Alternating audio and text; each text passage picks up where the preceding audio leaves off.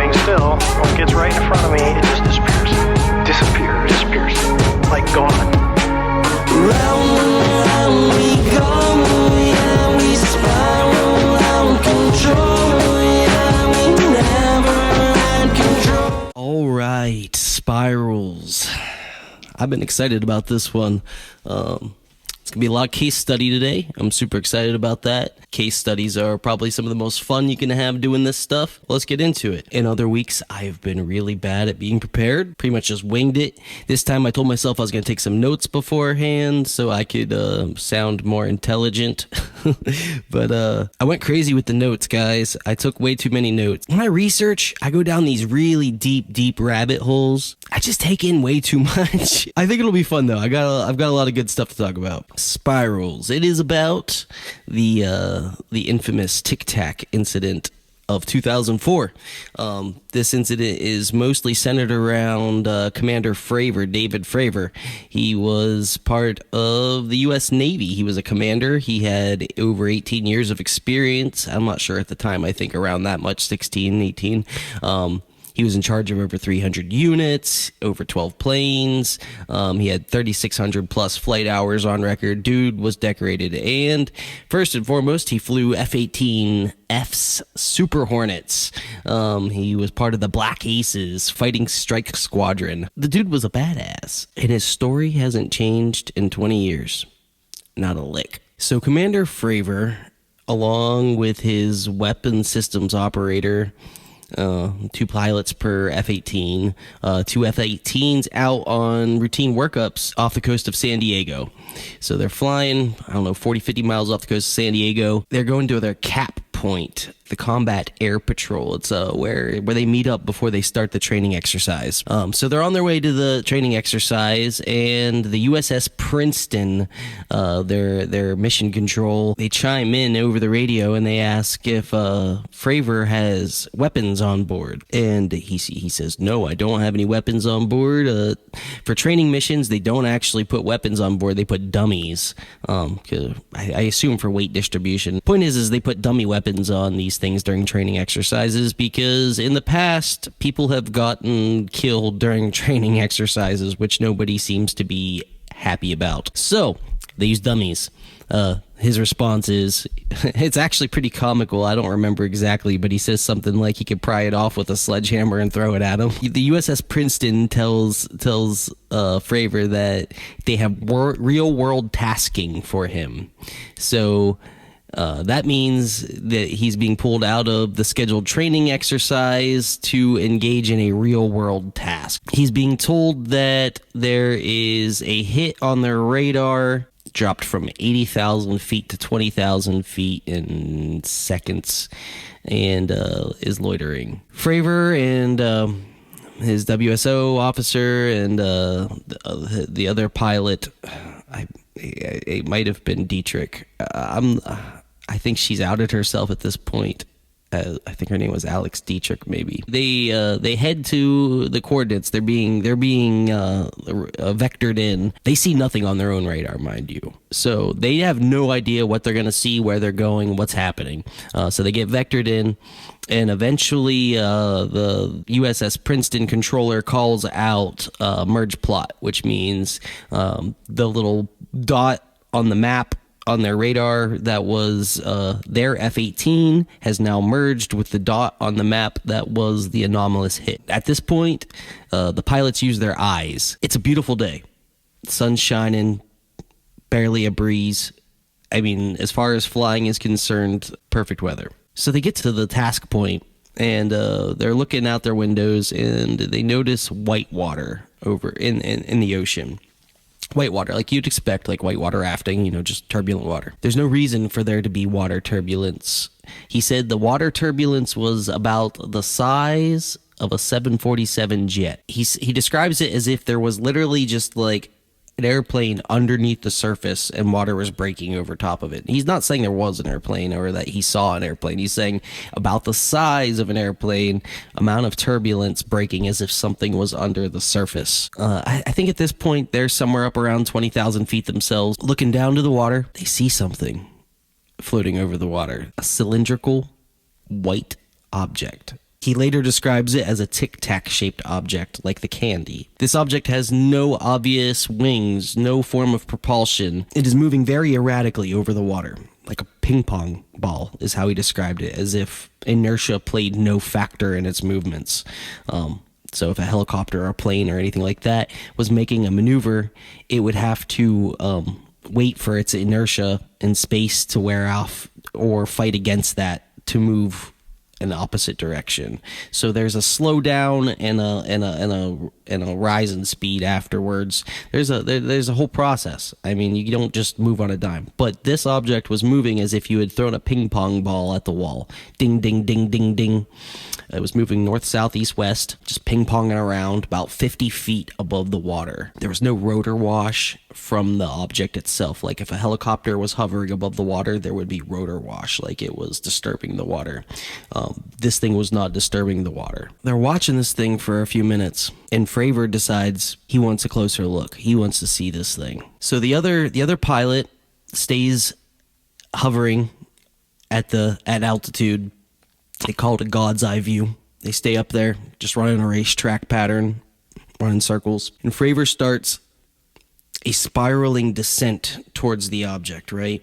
He is slowly going down in a clockwise motion. This object notices him, intelligently notices him, and it angles itself so that it is long ways facing his plane. And if Fravor is at 6 o'clock, the Tic-Tac is at 12. The Tic-Tac starts mirroring his descent.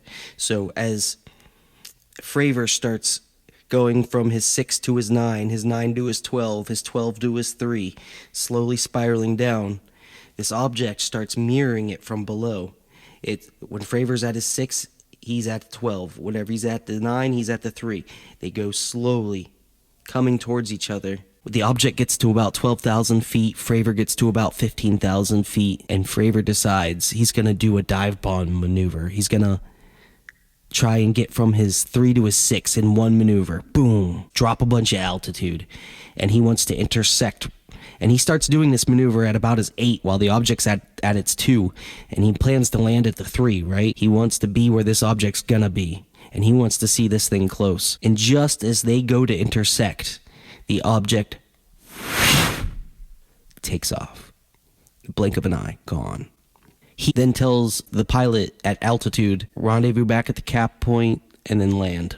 As they start making their journey back towards the cap, the USS Princeton gets on and says, "You'll never believe where that thing is on radar. It's at your cap point." How did it know?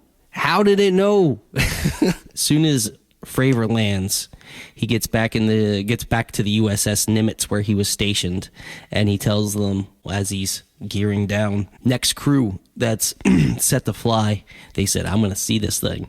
So they get up in the air, and that's where you get the video that got released on that. I believe you'll notice that there's active jamming taking place whenever they try and videotape this thing on FLIR. You'll notice in the top corner of the video, it'll say 99.99999. It's just a bunch of nines, and it says RNG, I think, range. That is an active jam that is happening there. Typically, when you lock onto object, it will tell you the range between yourself and the object. It'll give you a whole slew of information. If someone tries to actively jam you, your radar will read a bunch of nines. And active jamming is, in fact, an act of war. So we're being actively jammed, so we cannot get a fair reading. The targeting system in the FLIR had a very hard time keeping track, and eventually it just outpaces the targeting system and gone. Commander Fravor, he made copies of the flight tapes, put them in the vault.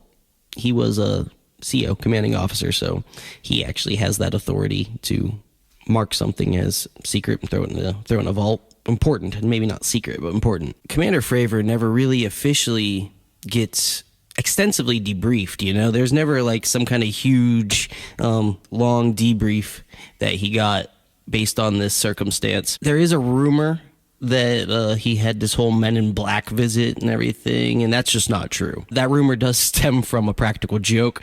A couple days after the incident, somebody nabbed his tapes out of the vault, and they started like floating little rumors around saying like, hey, you're coming to get investigated and all this stuff, and he knew it was he was being fucked with. So he found who had his tapes, and he marched into the room and demanded his tapes back, or they were going to probably regret it. And they were pretty quick to. I think he threatened to toss their cell. Yeah, they handed his tapes back and all was good.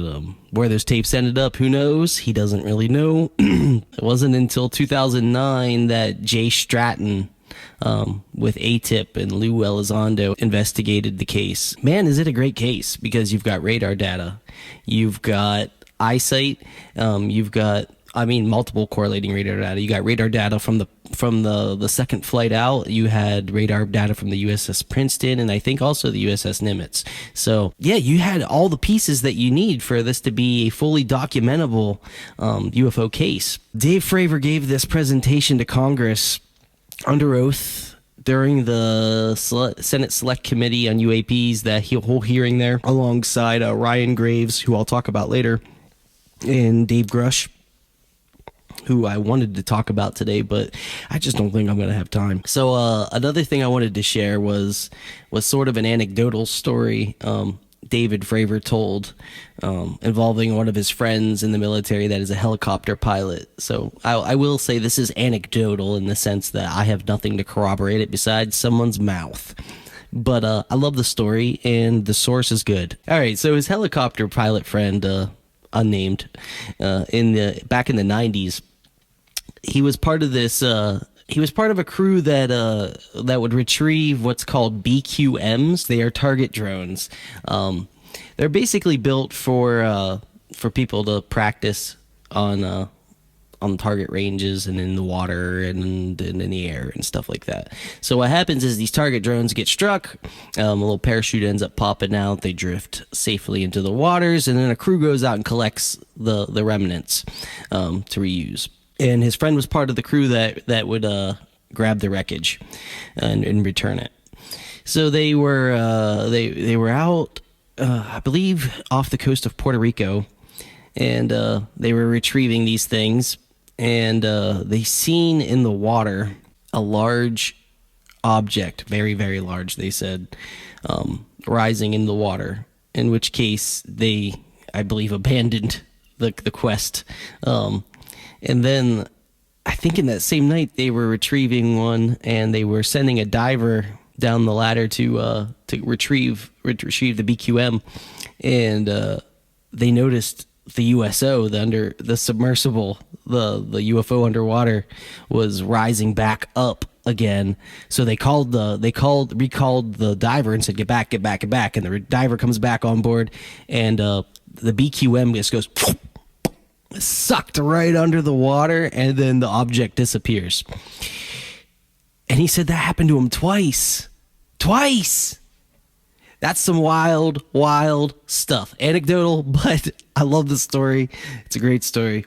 It's important that we're getting to this place now where it's got to be more okay for people to report what they see.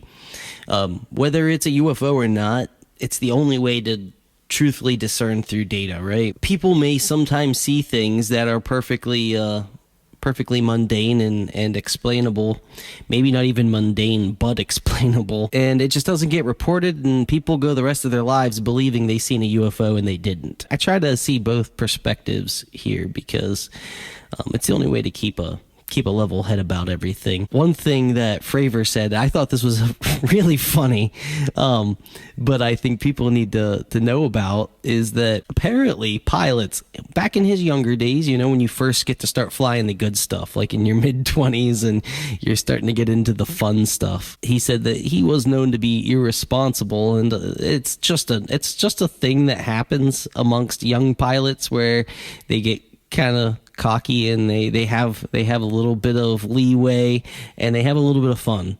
And one of the ways they would do this is they would take their planes out at night, and they'd turn all their lights off, which is illegal as fuck, but whatever. So they take their planes out, they turn the lights all out, and they would identify like some campers or something, right? And then they get up to good cruising speed. They would pull their power back to idle, and it would bring the jet to a pretty quiet coast. And they would coast over these campsites, and then they would angle in over the campsites. They would light their afterburners, so there's just this giant ball of fire, and then they turn them back off and then coast away. So people would just be like camping or something, and you'd see like a ball of fire in the sky, and you'd hear some shit, and then it would just be nothing. And I thought that was pretty humorous. But if people reported that stuff, like the military could then be like, well, we were doing low altitude drills, and that was just a pilot. But the camper's perspective, they seen a UFO or something anomalous that they just can't explain for the rest of their life. So that's the importance of reporting and getting things straight. So as far as reporting goes, we're making a lot of progress in that area. One of the good things to come out of everything was Americans for Safe Aerospace. That is a program that was put together by Ryan Graves, who also testified before Congress alongside Fravor and Grush. They're just trying to identify awareness gaps in our aerospace for pilot safety, commercial and as well as military. He comes to that place having witnessed some crazy stuff in his days as a pilot. So in late 2013, or maybe early 2014, Ryan Graves, he was a former U.S. Navy military F-18 pilot. He was at the point in his career where he was doing a lot of training and things like that. They were doing drills and training sessions off the coast, east coast here of the United States. They just got an upgrade to their radars in their planes, the APG-79. The APG-79 was the latest and the greatest. It was like the equivalent of going from like old school analog to like modern day digital. So it was a huge upgrade. They did expect a huge efficiency increase and therefore more targets would show up on radar. They did not expect to see the targets that they saw on radar. Targets that were running intelligent, controlled patterns in some circumstances, like racetrack patterns. A lot of the times it just seemed like they were meandering east, west, north, south, but always in like a general direction, you know?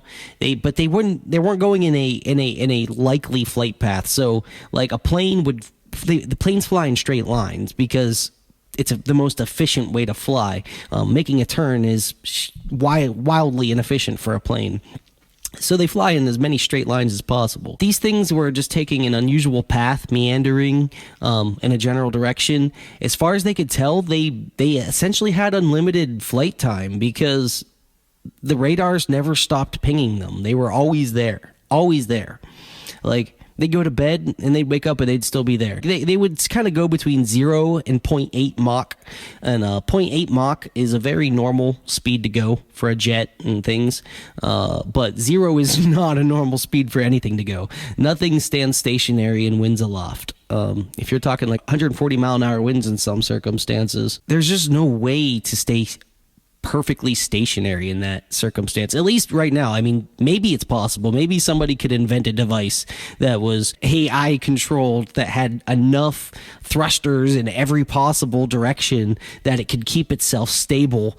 But I would still wager it doesn't make sense from where we're at technologically now, that is. So long story short, nothing stays stationary in winds aloft at 0. After seeing these radar hits for a long time, they did hit one with a FLIR from distance, and it noticed like a reflection back at them. So they know something was there for sure. So now at this point, they have all these uncorrelated radar targets.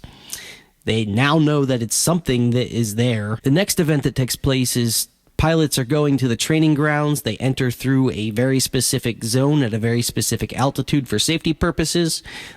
It's like entering a parking lot, you know, we all go in the same way for safety purposes. Same way with flying training missions in planes. So 2 pilots coming in a formation, and then out of nowhere, they end up right at the entry to their training area, are dissected. They both pass a black square inside of a translucent sphere. I have no idea what that could be, but nobody's real sure. Pilot comes back and screaming, I almost hit one of those things. This is ridiculous. That's where Ryan Graves is coming from whenever he comes up with the ASA. So I encourage any pilots who have experiences to get out and report. You see that thing down there? We saw this little white Tic-Tac looking object that's just kind of moving above the whitewater area. Like no predictable movement, no predictable trajectory.